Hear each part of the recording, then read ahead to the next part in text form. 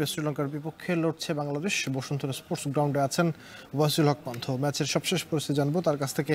পান্থ, প্রথমার্ধে বাংলাদেশের খেলা কেমন দেখলেন? এই ম্যাচের পর বাংলাদেশের চ্যাম্পিয়ন হবার সমীকরণ কি দাঁড়াবে?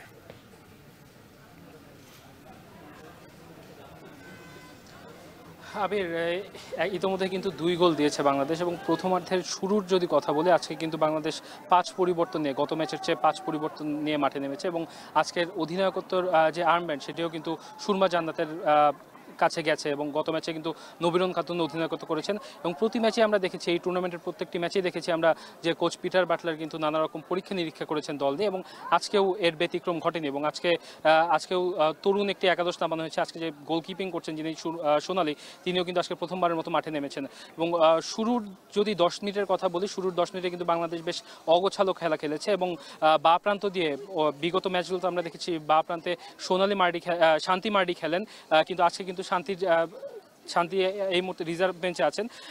তিনি তার যে অভাব সেটি কিন্তু শুরু থেকে বোঝা গেছে এবং যদিও প্রথমার্ধের 15 মিনিটের পর থেকে বাংলাদেশ কিছুটা গুছিয়ে নিতে শুরু করে এবং প্রথম 24 মিনিটের মাথায় কিন্তু একটি গোল পায় এবং সেটাও কিন্তু জটলার মধ্যে থেকে গোল পায় বাংলাদেশ। কিন্তু এর পরবর্তীতে দেখা গেছে যে অগোছালো বেশ কিছু আক্রমণ তারা করেছে এবং ডি বক্সের বাইরে থেকে অনেকগুলো শট চেষ্টা করা হয়েছে বাংলাদেশের পক্ষ থেকে। তো এখন পর্যন্ত 2 গোলে এগিয়ে আছে বাংলাদেশ। তো বাংলাদেশ অবশ্যই চেষ্টা করবে যত দূর সম্ভব গোল বাড়িয়ে নেওয়া যায় শ্রীলঙ্কার পক্ষে। তো এই মুহূর্তে এই ছিল আমার কাছে সবশেষ। আবির, সাফ অনূর্ধ্ব 20 নারী চ্যাম্পিয়নশিপে শ্রীলঙ্কার বিপক্ষে লড়ছে বাংলাদেশ, তারই খবর জানছিলাম।